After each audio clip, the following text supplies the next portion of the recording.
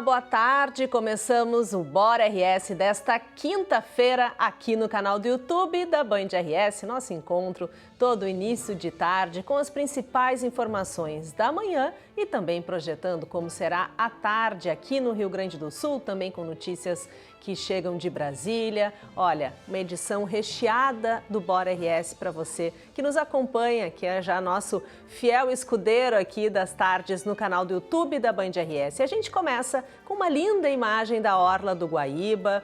Olha, a temperatura em algumas partes da capital gaúcha pode chegar a quase 20 graus nessa tarde. Será uma tarde que no sol dá para fazer aquele costume gaúcho, sabe? Lagartear comendo uma berga, então vai estar bem gostoso, sem vento, ventinho de leve, mas sem aquela ventania do final de semana. Claro, no final do dia, quem for sair de casa tem que levar aquele casaquinho da vovó, porque vai cair a temperatura novamente. Mas a previsão é de um final de semana com calor, viu? Temperatura aqui em Porto Alegre vai ficar próxima dos 30 graus.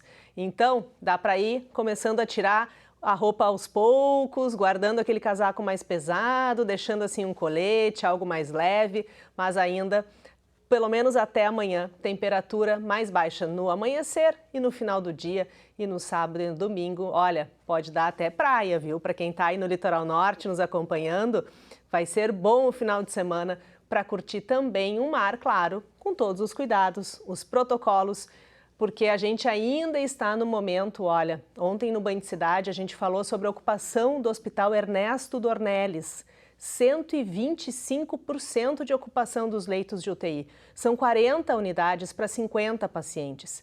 Então, a situação ainda preocupa em algumas instituições, apesar de o Estado, de uma maneira geral, ter 70% de ocupação dos leitos de UTI. É uma redução, né? A gente vem falando aqui todas as tardes no nosso Bora RS dessa taxa de ocupação que vem reduzindo gradualmente, né? Então, só que ainda tem alguns hospitais, principalmente os hospitais privados, que ainda enfrentam uma ocupação máxima e por isso, não descuide. Use a máscara, ó, eu tô com a minha aqui no bolso, ó. Tenho branca e tenho a preta, mas a preta eu deixei na minha bolsa. Por quê? A gente precisa estar sempre com ela à mão. Eu deixo uma preta que agora eu descobri que com a maquiagem não mancha tanto, porque essa aqui, senão, ó, é por dentro, ó, puro pó.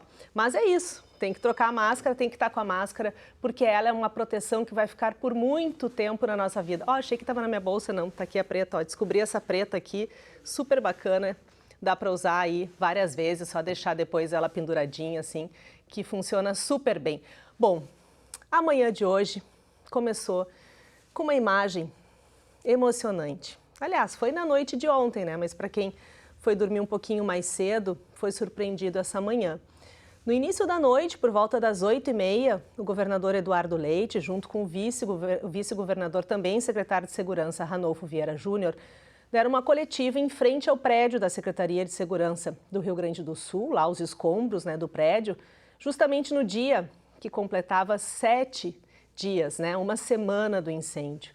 E eles anunciaram que foi encontrado o corpo do tenente Deroci de Almeida, tenente de 46 anos. E, logo após meia-noite, por volta da meia-noite, uma nova coletiva, governador lá presente também, eles anunciaram que foi, então, encontrado o corpo do sargento Lúcio Munhoz. Os dois estavam a cerca de 4 metros de distância um do outro, né? E os corpos não estavam carbonizados, isso que chamou a atenção, inclusive, do vice-governador, que ressaltou que provavelmente a causa, ainda claro, vai ser investigada, mas provavelmente a causa tenha sido em função do desabamento da estrutura. A Brenda Aurélio está acompanhando desde cedo e traz para a gente as informações. Boa tarde, Brenda. Oi, Cissa, boa tarde para ti e para todo mundo que está acompanhando o Bora RS. Exatamente, os corpos dos 2 bombeiros que estavam desaparecidos foram encontrados ontem à noite aqui em Porto Alegre. Aqui no fundo, ó, a gente pode ver como é que ficou o prédio da Secretaria de Segurança Pública completamente destruído. A gente lembra para quem está em casa que o incêndio começou na quarta-feira da semana passada, por volta das 9h30 da noite, e destruiu completamente essa estrutura de 20 andares. A gente lembra também daquelas imagens que nós temos que mostram o momento em que parte da estrutura acabou desabando e isso dificultou e muito as buscas pelos corpos dos 2 bombeiros que estavam desaparecidos. O sargento e o tenente, os corpos deles foram encontrados a cerca de 4 metros de distância um do outro, no térreo do prédio, e não estavam carbonizados. O delegado que está investigando esse caso conversou conosco, ele nos informa que todos os esforços agora estão em identificar quais foram as causas desse incêndio. A principal hipótese deles, por enquanto, nesse momento, é de que tenha tido um curto-circuito no 4º andar do prédio que começou todo esse fogo, que acabou destruindo completamente o prédio da Secretaria de Segurança Pública. A hipótese de que tenha sido um incêndio criminoso já foi descartada pela Polícia Civil. Olha, eu vou pedir para o Jean Griller, nosso editor aqui do Bora RS, colocar essa imagem do momento da oração, quando aqueles homens, cerca de 100 bombeiros, encontraram 2 colegas. Essa imagem, né, a gente pode escutar também esse silêncio que foi quando os corpos foram encontrados, logo após palmas e homenagens. E, claro, também homenagens a esses homens lá que bravamente, durante 24 horas, procuraram pelos 2 bombeiros desaparecidos. Os atos fúnebres começam agora no início da tarde, no 1º Batalhão do Corpo de Bombeiros aqui de Porto Alegre. A nossa reportagem também está lá acompanhando e a gente mostra todos os detalhes no Banho de Cidade, logo mais 6:50, com o Sérgio Stock e a Lúcia Matos, e também às 4 horas com o Rogério Forcolém no Brasil Urgente. O Rogério Forcolém, que tem bastante informação hoje sobre o incêndio e também sobre a pauta policial. Olha, movimentada a pauta policial nessa manhã, também com muitas operações no combate às drogas. Bom, agora a gente muda um pouquinho de assunto e fala sobre a vacinação. O prefeito da capital, Sebastião Melo, tomou a 2ª dose e deu uma declaração bem importante. Eu acabei de tomar a 2ª dose da vacina e quero fazer um convite para você que ainda não tomou a sua 2ª dose, que vá no posto da sua preferência, onde tem vacina. Vacina boa é vacina no braço. Não dá para escolher, né, qual a vacina deve tomar. É aquela que estiver disponível. Porque a vacinação não é um ato apenas pessoal, ele é coletivo. É isso, né? Tem que completar o ciclo vacinal. Não adianta uma dose para quem o fez com o imunizante da Pfizer, da AstraZeneca ou da Coronavac. Claro, já ajuda, já é uma parte da imunização, mas o ciclo completo são com as 2 doses. Quem tomou da Janssen, claro, aí tem uma dose única. Então, se você está aí na sua época de vacinar, procure um posto, uma unidade de saúde na sua cidade. E tem uma informação importante: o governo do estado voltou com as 12 semanas. O intervalo entre a 1ª e a 2ª dose, que havia sido reduzido para 10 semanas, está em 12 semanas novamente. A gente vai saber mais informações sobre a vacinação com o Gilberto Echauri, na redação da Band News FM. Oi, Gilberto. Hoje a vacinação aqui em Porto Alegre contra o coronavírus é para as pessoas de 32 anos ou mais. A Secretaria da Saúde ampliou essa faixa etária justamente a partir da chegada de novos imunizantes. Mais de 46 mil vacinas chegaram ontem à capital gaúcha. Isso permite também com que a prefeitura amplie ainda mais para os próximos dias. Amanhã, sexta-feira, por exemplo, as pessoas com 31 anos ou mais poderão receber a 1ª dose da vacina.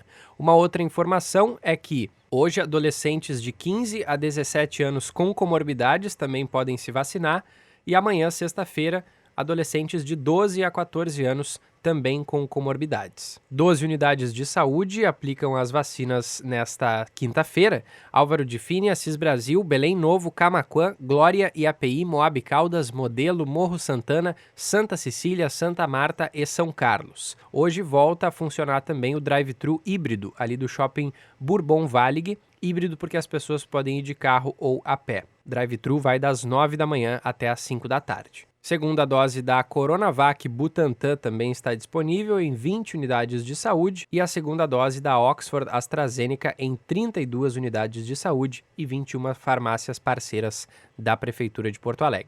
Boa notícia, né? A vacinação dos adolescentes com alguma doença pré-existente, 14 e 17 anos, olha, tem até às 5 horas da tarde para procurar um dos 5 postos aqui em Porto Alegre. E amanhã de 12 a 14 anos. Logo mais também a gente divulga os locais de vacinação, também no site da Prefeitura de Porto Alegre. Dá para encontrar facilmente onde será a vacinação amanhã, a partir das 8 horas da manhã, para jovens com alguma doença pré-existente entre 12 e 14 anos. E olha, o secretário da Saúde do município aqui de Porto Alegre deu uma entrevista hoje, logo cedo, aqui no canal do YouTube da Band RS, também na Rádio Bandeirantes, no Jornal Gente, e falou sobre o passaporte da imunidade. Olha, Porto Alegre está estudando exigir o passaporte. Vamos até a redação da Band RS. Eduardo Carvalho tem as informações. Boa tarde, Eduardo.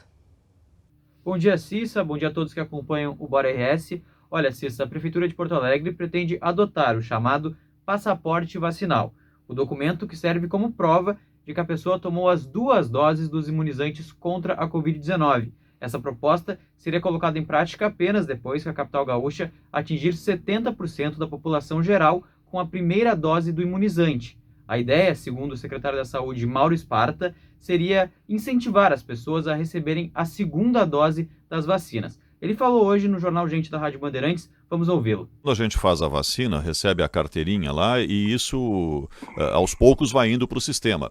A Secretaria da Saúde de Porto Alegre tem no sistema quem fez a primeira dose, quem fez a segunda dose e quem fez em outro local. Vai para onde essa informação? Vai para aquele município? Vai para aquele município. Né? Mas de qualquer maneira... Mas isso a gente nunca vai saber se a pessoa fez a segunda dose ou não, porque não tem como cruzar esses dados. Não tem como cruzar. Mas o que a gente pode fazer? De qualquer maneira, nós vamos fazer agora, vamos começar novamente. A gente tem falado sempre através da imprensa, de vocês aí, da mídia, né, que as pessoas precisam fazer a segunda dose e tal. Agora nós estamos programando aqui um passaporte de saúde, que seria um passaporte, seria um documento que a pessoa comprova que ela fez as 2 doses, né? Então isso aí depois, nós vamos ter reunião hoje com a Secretaria de Desenvolvimento, com o nosso secretário Rodrigo Lorenzoni, no sentido de ver se isso pode desdobrar em algumas outras oportunidades para as pessoas, para o nosso comércio, enfim, e estimulando a que as pessoas que não fizeram a segunda dose tenham a oportunidade de fazer. É um trabalho novo, estamos conversando com eles agora de manhã sobre esse tema, ele está reunido lá, hoje durante a tarde vamos nos reunir novamente. O nosso objetivo aqui na saúde seria completar o quadro vacinal. O objetivo lá das outras secretarias e da prefeitura seria um estímulo adicional também na economia e coisa assim, né? Então é um projeto novo que eu estou conversando com vocês aqui em primeira mão, que ainda não está pronto, mas que eu tenho bastante esperança de que a gente consiga estimular as pessoas a que façam a segunda dose, além de vantagens adicionais aí que podem ser percebidas aí nossas forças vivas, nossa economia. Cissa, e segundo dados da Secretaria Municipal da Saúde, cerca de 30 mil pessoas já poderiam ter completado o esquema vacinal, mas não procuraram os postos de saúde para receber a segunda dose. Hoje, nesta quinta-feira em Porto Alegre, pessoas acima de 32 anos podem receber os imunizantes contra a Covid-19, isso do público geral, e também o público de 15 a 17 anos com comorbidades. Eu volto contigo. Olha, uma medida importante, né? Ontem a Prefeitura aqui da capital divulgou que tem muitos adultos aí na faixa dos 40 até os 30 anos, né? Claro, Porto Alegre está vacinando 32 anos, mas nessa faixa que não foi buscar a primeira dose.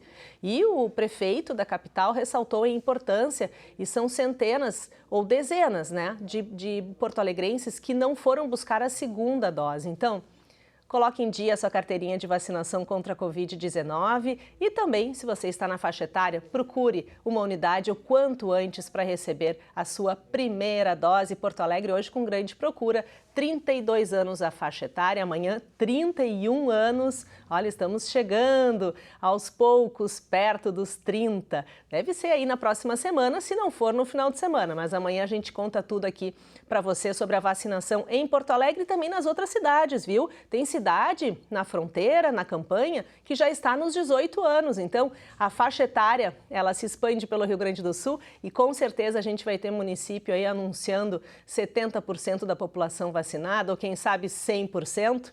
A gente fica aqui esperando essa boa notícia e sempre, claro, ressaltando aí, mesmo com a vacina, a importância do uso da máscara.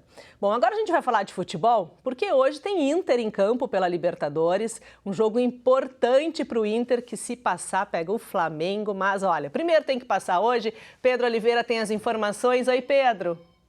Tudo bem, Cícero? Um abraço para você. O Inter entra em campo hoje contra o Olímpia às 9h30 da noite, decidindo vaga para as quartas de final da Copa Libertadores da América. O jogo de ida foi 0-0 no Paraguai e o jogo da volta agora acontece no estádio Beira-Rio. Diego Aguirre tem apenas uma dúvida no time, ou Caio Vidal ou Thiago Galhardo. O Caio estava jogando junto com o time titular nas últimas rodadas, não vem agradando, ele treinou junto com o time ontem e no momento do treino ele saiu e entrou o Thiago Galhardo. No caso do Galhardo joga como titular, a formação será alterada. Ao invés de jogar com 3 jogadores do meio de campo e um atacante, o Inter joga com 2 meio-campistas e 2 atacantes, mas isso a gente só vai saber 45 minutos antes da bola rolar. O Inter faz suspense com a sua escalação. Já o Grêmio entra em campo apenas no sábado, daqui 2 dias, contra o América Mineiro, tentando pelo menos deixar a vice-lanterna do Campeonato Brasileiro. O tricolor tem apenas 6 pontos conquistados na competição e já que foi eliminado da Sul-Americana, esse é o grande foco do Grêmio. Deve ter um retorno, Douglas Costa, ele que casou na última semana, não enfrentou a LDU na Sul-Americana, mas agora volta contra o América Mineiro. Já Kahneman está suspenso, e aí o time do Grêmio tem a volta do Douglas Costa e a baixa do Kahneman, junto com o Léo Pereira, que sentiu um desconforto no último jogo, e ele não enfrentará o América Mineiro no próximo sábado. Fora de campo, o Grêmio encerrou negociações com o Paulinho, meio-campista, ex-Barcelona, Tottenham também, um cara que tem mercado na Europa e quer continuar por lá. Ele não fez uma contraproposta para o Grêmio, o tricolor fez uma proposta, ele não aceitou, não fez contraproposta, então por isso a negociação entre Grêmio e Paulinho foi encerrada. O Grêmio segue no mercado de contratações, quer um meia, um camisa 8 e também um centroavante. Volto contigo, Cícero, um abraço. Um abraço, Pedro. A gente te espera amanhã com esse resultado, né? Esperando que seja positivo para o Inter na Libertadores da América. Lembrando que hoje não tem os donos da bola na Rádio Bandeirantes, aqui no canal do YouTube do Esporte da Band, né? Sempre tem que trocar de canal. Mas tem a jornada esportiva. Você acompanha também pelo canal do YouTube da Band, do Esporte da Band, a narração do jogo do Inter logo mais aqui em Porto Alegre. Bom, e por falar em esporte, a gente tem Olimpíadas. Laís Dapper está acompanhando a preparação, né? Acompanhou, porque os atletas já estão no Japão, mas acompanhou a preparação dos atletas gaúchos ou que treinam aqui no Rio Grande do Sul. E ela chega agora em busca do ouro.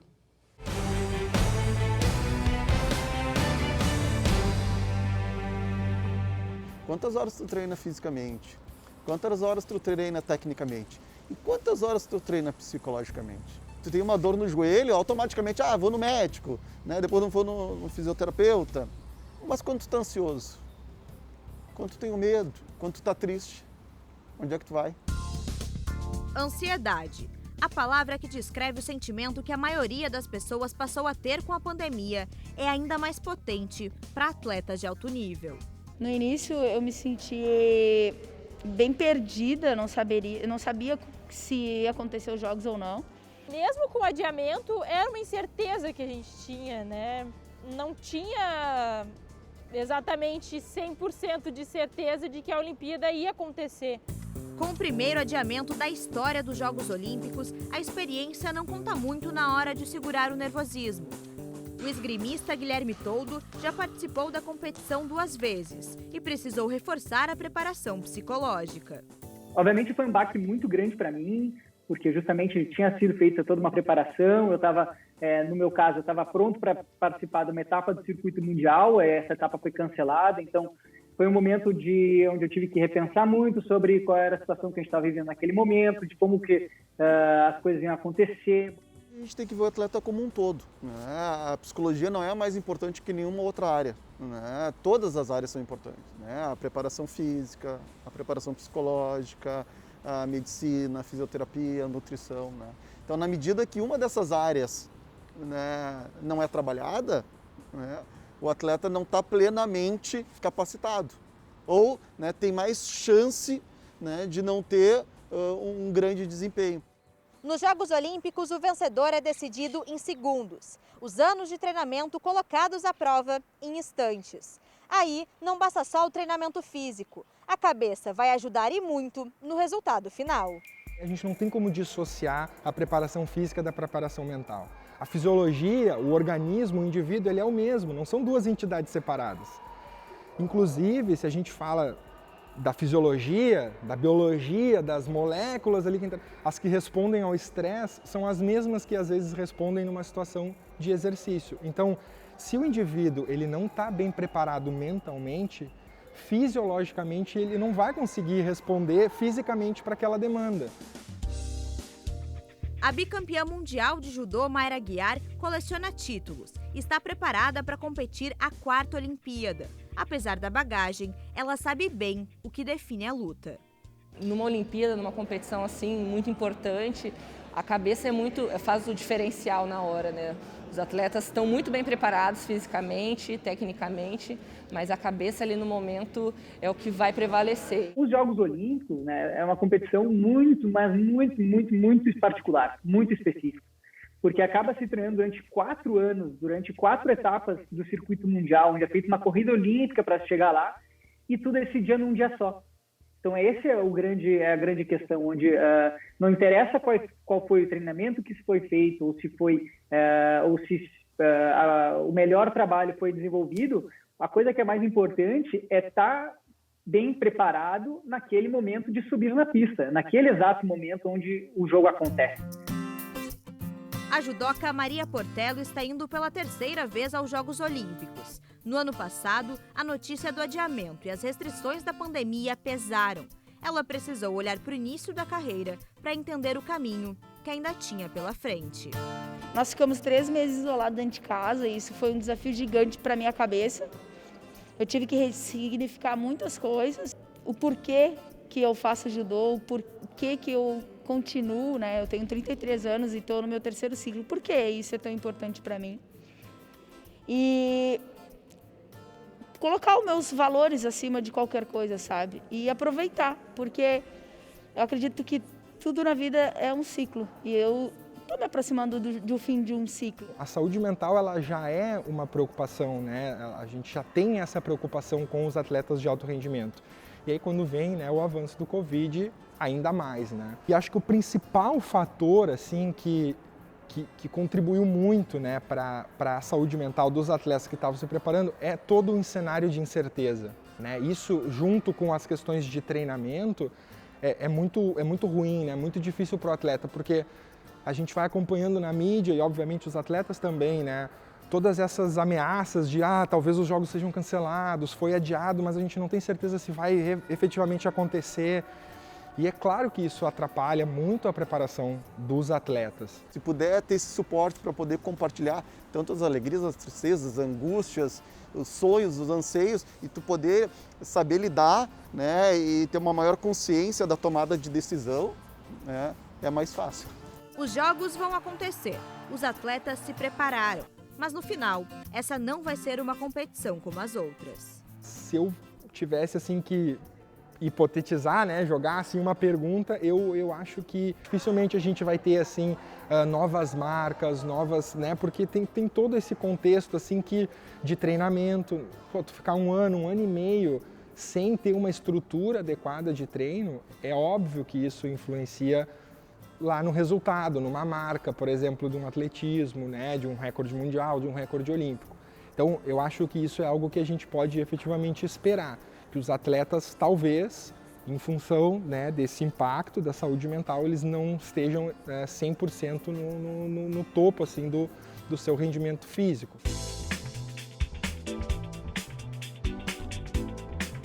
No último episódio da série Em Busca do Ouro, o legado que os Jogos Olímpicos vão deixar no Japão e a importância do esporte para além do que o pódio pode mostrar. Bacana, né? Emocionante a Laís, com essas reportagens, edição do Jean Greler, as imagens do Marcelo Campedelli, também do Rogério Aguiar, toda a equipe aqui da Band fazendo essa preparação, né? Mostrando a dedicação desses atletas. E a gente fica agora, a partir de amanhã, né? Começa a Olimpíada no Japão, a gente fica na torcida por eles e por todos os brasileiros. Olha, Vamos até a redação da Rádio Bandeirantes. Guilherme Macalossi está chamando a gente aqui porque tem mudança no Ministério em Brasília e olha, o assunto está quente por lá. Boa tarde, Macalossi. Cissa, o presidente Jair Bolsonaro se encontra na situação que nos Estados Unidos tem uma expressão para descrever que é a do lame duck, pato manco. Poder já não é mais exercido pelo presidente da República. Ele está no cargo apenas por uma questão formal, porque tem o direito de estar ali, foi eleito, mas não consegue manejar, não consegue fazer a devida articulação política. A sua autoridade, por assim dizer, foi esvaziada por uma série de fatores, uma circunstância política que se precipitou principalmente pela CPI da Covid-19. O cerco se fechou depois da denúncia envolvendo a vacina Covaxin. O Centrão, entendedor de que era isso ou a remoção de Bolsonaro da presidência da República, forçou basicamente que se criasse um novo governo. Agora confirmado com Ciro Nogueira mandando, afinal de contas, como ministro-chefe da Casa Civil e principal responsável pela condução da política, é ele quem agora vai deter aquilo que se chama de o poder real, ou seja, aquele que vai determinar, né, a estruturação dos cargos, das posições, a interlocução com o Congresso. Mas isso, preste atenção, obedece menos à lógica de uma agenda de reformas que beneficia o país e mais uma espécie de troca de interesses. A de Bolsonaro, concluir o mandato. A do Centrão, governar o país. Guilherme Macalossi para o Bora RS. Daqui um pouquinho, olha, com certeza o Macalossi vai tratar desse assunto nos Bastidores do Poder, 14h, aqui no canal do YouTube da Band RS, também na Rádio Bandeirantes. As notícias, as informações quentes de Brasília na pauta do Bastidores do Poder. E olha, o Kleber Benvenu vai trazer para a gente agora, o Kleber estreando aqui no nosso Bora RS, uma informação muito importante para a família, para as famílias, né, de crianças, de jovens com autismo. Oi, Kleber, bem-vindo. O governo do estado anunciou nesta semana a criação de 3 centros de referência regionais especializados em autismo, ou TEA, transtorno do espectro autista. Também já está na rua um edital para mais 4 centros. É uma grande iniciativa, uma iniciativa humanista. O autismo é uma causa que muitas vezes é deixada de lado e precisa ser tirada da sombra e colocada sobre a luz. A sociedade precisa conhecer mais, compreender mais e as famílias precisam de suporte, especialmente as mais pobres. Famílias, inclusive, que muitas vezes se excluem da vida social ou por falta de compreensão das pessoas ou por falta de condições. Os casos de autismo têm aumentado muito nos últimos anos. E não há o que se falar de cura, mas de compreensão, de respeito, de inserção, de afeto. Eu conheci o universo do autismo com um amigo, o Paulo César, que tem um filho autista, o anjo azul, como se diz no meio, chamado Samuel. Isso foi lá nos anos 2000 e desde então venho acompanhando essa causa. E hoje tenho tantos outros amigos que também têm o presente e o desafio de tornarem o mundo mais acolhedor para os autistas. Anjos azuis como o João Pedro, ou o Pedro aqui de Porto Alegre, o Pedro lá de Casca, a Valentina, o Pedro Henrique e tantos outros. Como disse o Marcos Mion no dia do lançamento do governo do estado, ele que também tem um filho autista, o Mion, mais do que iniciar uma iniciativa, o desafio será levar adiante, manter, prosseguir. Isso depende do governo, sim, mas de nós todos. Conhecer, criar consciência sobre o autismo e respeitar e acolher estes nossos anjos azuis e suas famílias. Obrigada, Kleber. A gente te espera aqui, viu, toda semana no Bora RS, trazendo sempre um assunto bacana para a gente, pauta positiva, né? O Kleber tem sempre esse outro olhar sobre os assuntos e sempre trazendo aí um assunto bacana pra gente. Olha, a gente vai ficando por aqui nessa edição do Bora RS, lembrando que às 4 da tarde tem Rogério Forcolém no Brasil Urgente, 10 para 7 tem Lúcia Matos e Sérgio Stock no Band Cidade. As informações do dia chegando para você aqui no canal do YouTube da Band RS. A gente encerra com essa imagem linda da capital, da orla do Guaíba. Olha, uma tarde de sol ensolarada, será para curtir essa tarde de quinta-feira. Para quem pode pegar um chimarrão e ir ali para a orla, né? Leva a máscara, claro, na mão. Depois do chimarrão, coloca a máscara, mas aproveitar também um pouquinho o sol. Agora a gente encerra com essa imagem da praia de Ipanema. Lago Guaíba, o nosso querido Rio Guaíba, se despede por aqui. Amanhã tem mais Bora RS aqui no canal do YouTube da Band RS. Eu te espero. Até lá!